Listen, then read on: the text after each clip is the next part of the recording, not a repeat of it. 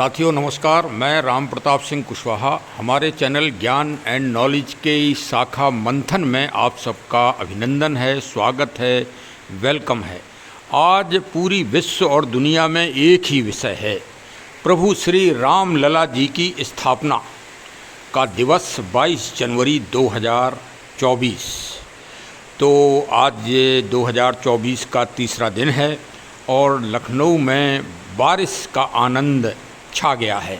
बारिश हो रही है मूसलाधार, सर्दी और बढ़ती जा रही है, लेकिन अयोध्या का तापमान उसी के साथ बढ़ता जा रहा है।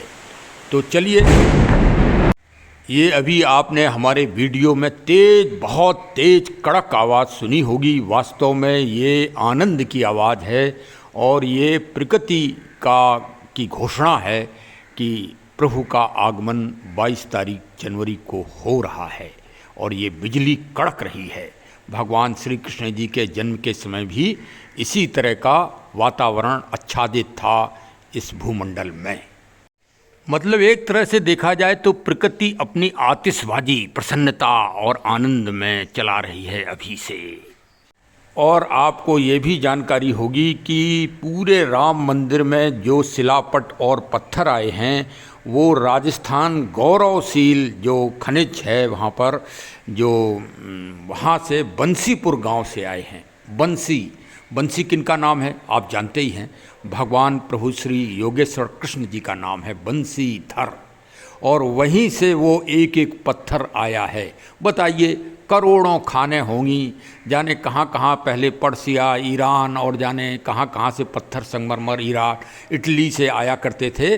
लेकिन प्रभु राम जी के पावन मंदिर जन्मस्थली पर बंसीपुर गांव राजस्थान का ही पत्थर सिलेक्ट हुआ, और वो भी मैसूर के जो हमारे भारत के रिसर्च स्कॉलर हैं, जो पत्थरों पर विशेषज्ञता करते हैं, उन्होंने उस पत्थर को सेलेक्ट किया है वैज्ञानिक रूप से।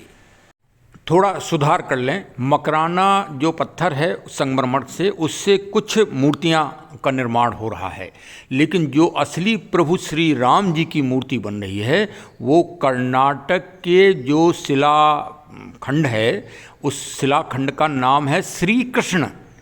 सुन लो एक बार फिर से, उस शिलाखंड का नाम है श्री कृष्ण, और वही शिलाखंड पूरी दुनिया में सेलेक्ट हुई। यद्यपि नेपाल सरकार ने अपने सालिग्राम जी की शिलापट भेजी थी, बड़ी बड़ी शिलाएं आई थीं, आपने देखा होगा। वो शिलाओं को नहीं काटा गया, क्योंकि सालिग्राम जी तो चाहे बड़ी शिला में हो या छोटी शिला में, वो तो सालिग्राम ब्रह्म तत्व हैं ही, इसलिए उनको काटा नहीं गया। ये श्री कृष्ण कर्नाटक से। अब भाई इसी से समझ लो कि राम जी में ही श्री कृष्ण जी भी शामिल हैं। अलग अलग विचारधारा इस दुनिया में मत चलाओ, एक ही विचारधारा से चलो, सिर्फ राम जी की विचारधारा से। श्री कृष्ण जी छोटे हैं, उनको छोटे ही रहने दो, ये हमारा सुझाव है। जो समीक्षात्मक लोग आजकल अलग अलग विचारधारा चला रहे हैं वो गलत कर रहे हैं। बांटो मत, एक ही रहो, मर्यादा पुरुषोत्तम प्रभु श्री राम लला जी के साथ। और प्रभु राम जी की जो मूर्ति बन रही है वो भी भारतीय पत्थर मकराना की बन रही है। वाह साहब वाह। और आज श्री नृपेंद्र मिश्र साहब जो अध्यक्ष हैं राम जन्मभूमि तीर्थ क्षेत्र परिसर ट्रस्ट के, वो अध्यक्ष साहब हैं। आज उनका हमने इंडिया टीवी पे पूरा साक्षात्कार को, इंटरव्यू को सुना, समझा और प्रेरणा ली, मोटिवेशन लिया। उसी मोटिवेशन के कुछ प्रसंग हैं हमारे ब्लॉग में, और कुछ हमारे सुझाव हैं जो हमने उनको एक पत्र के द्वारा भी हमने उनको सूचित किया, करने का प्रयास किया है।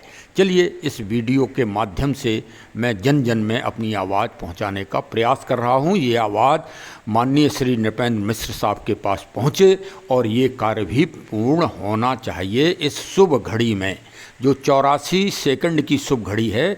मतलब 84 लाख योनियां हैं इस दुनिया में, ना एक योनि कमी है ना एक योनि कम है। आज के वैज्ञानिक चाहे जितने बड़े विद्वान बन जाएं, लेकिन एक भी चीज़ जो वेद में लिखी है वो ना तो काट पाए हैं, ना कोई नई चीज़ ढूंढ पाए हैं इस पूरी दुनिया में। तो जो 84 सेकंड का मुहूर्त है कच्छप नक्षत्र में, वो 84 लाख योनियों का प्रतिनिधित्व करेगा।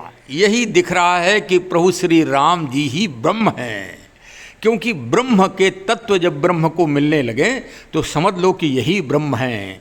रावण अच्छी तरह से जानता था कि प्रभु राम वनवासी नहीं हैं, यही ब्रह्म हैं, लेकिन फिर भी उसकी बुद्धि तो भाई जैसी बुद्धि थी रावण की वो सभी लोग जानते हैं। तो वैसे ही हमारे समाज में कुछ लोग हैं जो ये बात मानने को तैयार ही नहीं हैं कि यही प्रभु श्री राम जी मूर्ति के रूप में स्थापित हो रहे हैं अपनी रामलला की जन्म भूमि में। तो चलिए भाई, ये संघर्ष 1528 से चालू हुआ और 21 मार्च 13 मार्च से ये चालू हुआ था। 21 मार्च को जो रामलला जी का वो था स्थान, पावन स्थान, जो विक्रमादित्य जी ने और पहले शताब्दियों पहले प्रभु के जन्म से बना होगा, उसको छीण वीण किया था थोड़े क्षणिक समय के लिए। क्योंकि देखिए बादल, पानी बरस रहा है तो काले बादल आते हैं, अब सूर्य ढक गया है, तो सूर्य हमारी आपकी नज़र में ढक गया है, लेकिन सूर्य तो निकला ही है। उसी तरह प्रभु राम जी का अस्तित्व तो है ही, क्योंकि आज हम 62 ईयर्स के हैं और जब से हमने होश संभाला तब से कोई दिन ऐसा नहीं गया जिस दिन प्रभु राम जी की चर्चा समाचार पत्रों में, पत्रिकाओं में, समाचार आज के चैनलों में, कई चैनल तो अपनी टीआरपी ही प्रभु श्री राम जी के नाम से बना रहे हैं इस समय। तो भाई तो यही सत्य है कि जब प्रतिदिन प्रति मिनट राम राम राम की चर्चा ही हो इस दुनिया में, तो फिर और क्या सत्य है। फिर भी हम लोग नहीं समझ रहे हैं, आँख बंद किए हैं। तो भाई किए रहो आप आँख बंद, कस्तूरी कुंडल वैसे मृग ढूंढे बनवाएं, वो तो कबीरदास जी कह ही गए हैं। माननीय श्री नृपेंद्र मिश्र साहब के साक्षात्कार को सुनकर यह आभास हुआ और ये मनोरमता प्राप्त हुई कि वास्तव में किसी भी बिंदु को उन्होंने छोड़ा नहीं है इस महान रचना में। लेकिन फिर भी हमारे कुछ सुझाव हैं। एक तो सुझाव ये कि 1528 में पहली अगर कोई महिला सशक्तिकरण, भारत की महिला शक्ति अगर कोई वीर गति, अमर गति को प्राप्त हुई, सीधे उस समय जो आक्रांता बाबर से युद्ध उनका हुआ था 1528 में, इसी प्रसंग को लेकर उसमें वो अमर वीर गति को शहीद हुई थी जय कुमारी जी। तो उनकी वहाँ मूर्ति लगना चाहिए। और इसके अलावा राजा रणविजय सिंह, भीटी के राजा मेहताब सिंह, और फिर आके 1990 में श्री शरद कुठारी साहब, श्री राम कुठारी साहब और अनगिनत महान देवात्माएं इस महान कार्य के लिए अमर शहीद हुई हैं, अमर वीर गति को प्राप्त पाई हैं, अमर गति पाई है उन्होंने। तो ये वास्तव में सच्चे सेवक हैं और ये आत्माएं वहाँ दर्शन करने 22 तारीख को अवश्य आएंगी।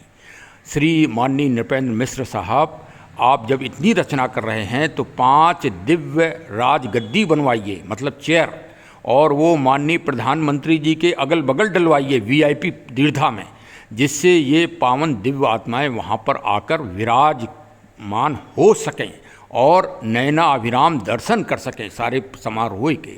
श्री पूज्य श्री दशरथ जी साहब भी आ सकते हैं और भी भगवान के पूर्वज साहब भी आ सकते हैं, महान चक्रवर्ती राजा रघु साहब भी आ सकते हैं। और 84 मिनट सेकंड के जो शुभ मुहूर्त में हैं और उसमें 84 सम्मानित लोगों से 84 वृक्ष वहाँ पर पावन वृक्ष लगवाए जाएं, जिनके बारे में शोध करवा ली जाए, जो श्री राम जी के वनवास के समय उनके साथ मतलब उन्होंने आश्रय दिया भगवान को। जैसे अशोक जी का वृक्ष, जहाँ माता सीता जी अशोक वाटिका में जहाँ रावण ने उनको रखा था, तो अशोक जी का वृक्ष वहाँ लगना चाहिए, वहाँ पीपल वृक्ष लगना चाहिए, बट वृक्ष लगना चाहिए, पाखर वृक्ष लगना चाहिए, और भी अन्य तरह के ताड़ के भी वृक्ष लगना चाहिए। इस तरह के जो प्रसंग आए हैं रामायण और श्री रामचरितमानस में, उन वृक्षों का वहाँ रोपण होना चाहिए। आपने बहुत सारे द्वार हमको बताए, गज द्वार, गरुड़ द्वार, श्री हनुमान जी का द्वार, लेकिन असली द्वार आपने नहीं बताया। जो जय और विजय का द्वार है। नारायण प्रभु श्री राम जी की रक्षा का दायित्व उनके दो जो गार्ड हैं, जय और विजय, जिस पर पूरी श्री रामचरितमानस और रामायण आधारित है, वो गेट नहीं बना है, आपके संबोधन में नहीं आया। और आपके संबोधन में चेयर वाली बात भी नहीं आई। राजगद्दी, 5 राजगद्दी डलवाइए जिसमें हमारी दिव्य मृत आत्माएं वहाँ पर आके बैठ सकें, और 84 वृक्ष लगवाइए उसी समय, उसी मुहूर्त में, तब हम मानेंगे कि हाँ, ये कार्य महानतम रूप से आपने प्रकट हुआ, जिससे पूरी दुनिया में प्रकृति और जलवायु संरक्षण का संदेश जा सके, जिसमें भगवान प्रभु श्री राम जी ने अपना पूरा जीवन अर्पित किया। उन्होंने समुद्र से ईश्वर होके, ब्रह्म होके, उन्होंने समुद्र से प्रार्थना की, किस लिए? पर्यावरण की रक्षा का महान संदेश देने के लिए। हाँ, अब हमें तो हम लोग सुना देते हैं कि विनय न मानत जलद जड़। अरे विनय ईश्वर क्या करेंगे? अरे ईश्वर ने संदेश दिया है हम मानवों को कि इस दुनिया और ब्रह्मांड को अगर कोई बचाएगा जलवायु परिवर्तन के दंश से। बर्फ़ पिघल रही हैं मानवर साहब, ज़रा ध्यान दीजिए, 84 वृक्ष लगवाइए और पूरी दुनिया को संदेश दीजिए प्रभु श्री राम जी का। और चौथा आपको सजेशन कि जो भी भक्त आएँ वहाँ दर्शन करने पावन भूमि अयोध्या में, वो भगवान जी का एक ही नाम लें, श्री राम लला साहब को ही बुलाएं, क्योंकि अयोध्या के लिए प्रभु राम जी राम लला जी ही हैं। क्योंकि दशरथ और कौशल्या माता जी वहाँ विराजमान हैं, इसलिए वहाँ वो प्रभु श्री राम नहीं हो सकते। श्री राम जी का नारा न लग के श्री राम लला जी का नारा लगना चाहिए, और दूसरा नारा हनुमान लला जी का लगना चाहिए पावन भूमि अयोध्या में। बस यही हमारी 4 रिक्वेस्ट हैं। श्री नृपेंद्र मिश्र साहब, मान्यवर साहब, इनको भी पूरा कराइए, और जो प्रबंध कमेटी आपकी ट्रस्ट है उसमें भी पूरा कराइए। और एक और कमी 5वीं नज़र आई है कि प्राण जाए पर वचन न जाई, रघुपति रीत सदा चल आई। इसका प्रतिनिधित्व नहीं है आपके ट्रस्ट में। बस इसी में बहुत बड़ा सार हमने कह दिया। और इस विचारधारा को अगर निगलेक्ट किया गया इस भारत में, तो ये बहुत विचारधारा ही बदल जाएगी देश की। इस पे भी मान्यवर गणमान्य लोग समीक्षा करें, माननीय प्रधानमंत्री जी से लेके जो भी गणमान्य प्रबंधक कमेटी के सदस्य हैं, कि रघुपति रीत सदा चल आई, प्राण जाएं पर वचन न जाई। ये प्रभु श्री राम जी का ही संदेश है, और इनके वंशजों और इनके प्रतिनिधि को उसमें स्थान नहीं दिया गया है। ये एक अपमानजनक बात है, इस पे विचार करिए। चलिए साहब, हमारे चैनल से अवश्य जुड़ जाइए, इसी तरह नई जागृति पाइए, नई नई चीज़ें पाइए, और हमको शेयर कर दीजिए। बस हम तो भाई रिटायर्ड पुलिस वाले हैं। 2.5 दिन हमने वहाँ गर्भगृह में पंडाल के नीचे प्रभु के समीप ड्यूटी दी थी। उन वही कुछ अंश हैं, वो हमने आपको संबोधित कर दिए हैं इस ब्लॉग के माध्यम से। तो इस पे विचार अवश्य ही होना चाहिए, क्योंकि देखिए पंडाल के अंदर ना तो आप गए होगे ड्यूटी देने मिश्र साहब, ना ही कोई मान्यवर गया होगा, ना ही कोई पत्रकार बंधु गए होंगे। प्रभु के उतने समीप सिर्फ एक पुलिस वाला, एक दरोगा और एक पुजारी जी, 3 लोग ही जाया करते थे। उसमें मैंने वहाँ 2 साल ड्यूटी दी राम जन्मभूमि में, लेकिन 2.5 दिन ही ये हमें सौभाग्य प्राप्त हुआ। तो भाई उसी जो हमको अनुभूति हुई है उसी को मैं शेयर कर रहा हूँ। बहुत बहुत धन्यवाद। Thank you, thank you, thank you.